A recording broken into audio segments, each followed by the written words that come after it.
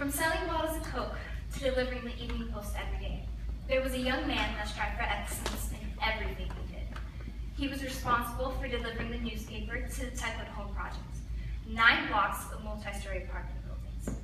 He worked one customer at a time. His motto that followed him through the rest of his life and career is that it's better to keep one customer than have to replace them.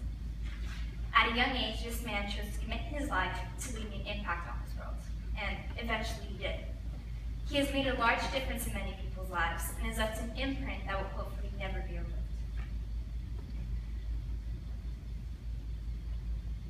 Not many people know who this man was, so today I'm going to introduce to you a unique individual whose passion, leadership, and service are contagious and should be and are worthy of imitating. His name is Truett, Cathy, the founder of Chick-fil-A. Now, before I continue, I know what you think. I want to talk to you about a guy who's with Chick-fil-A. But there's more to his life than just chicken. Truett Cathy was extremely passionate about the Lord. He recognized that his life was meant for something greater, and ultimately, God is the only thing that should consume his life. He desired to honor Christ and be a light to those around him. He was a kingdom man that loved God and chose to serve him in a way that impacted those around him in a contagious way. Mr. Cathy upheld the Bible and used wisdom and principles at home and the office. Ken Blanchard said, he wasn't looking for recognition. He simply wanted to share what he learned with others.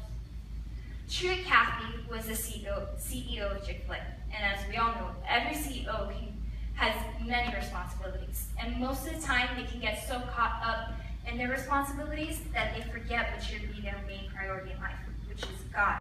But Truett Cathy didn't forget that. In fact, every single Sunday for over 50 years, he taught a Sunday school class to 12 and 13-year-old boys, the majority of which didn't have any respectable male figures in their lives. He was passionate about exemplifying Christ to these boys and being the male figure they needed. There was one new kid in town whose name was Harry. Every year, Mr. Truett would challenge all of the boys in his class to read the entire Bible before the year was up.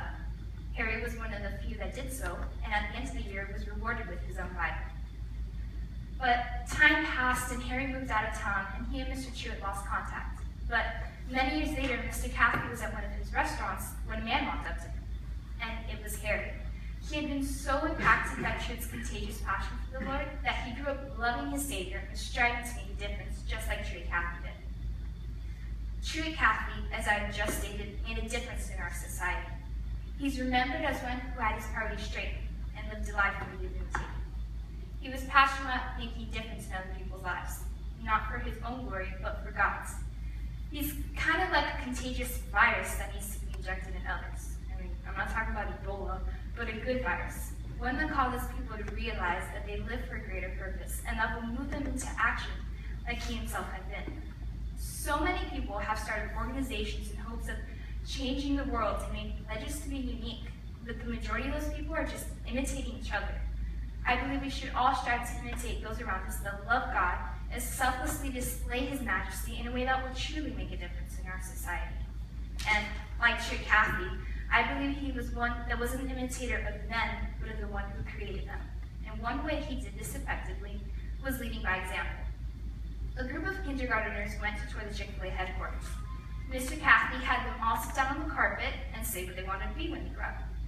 The majority of them said the typical thing: I want to be a fireman, a nurse, a doctor, a teacher.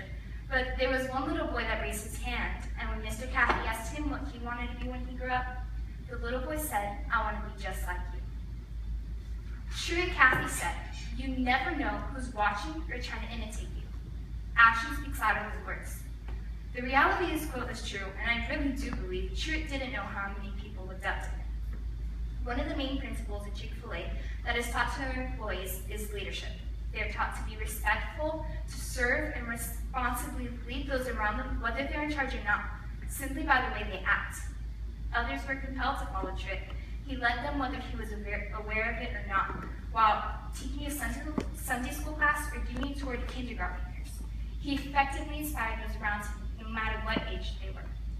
Now, I know it's rare to find someone that actually dedicates their lives to serving others, but Truett Cathy did. In fact, he said, I'm not in the chicken business, I'm in the people business. Mr. Cathy founded many organizations, but the most prominent one is called the Windshape Foundation.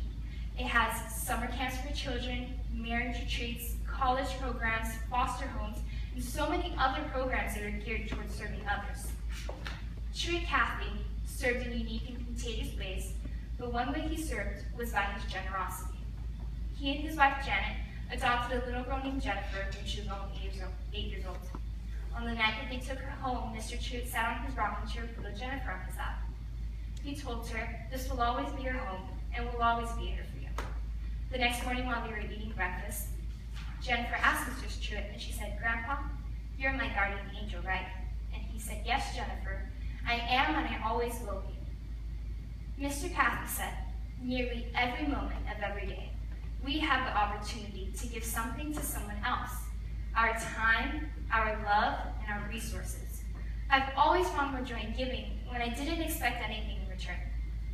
Now, I know that up to this point I've used the word contagious a lot, but I'm using it in an attempt to describe Truett's life.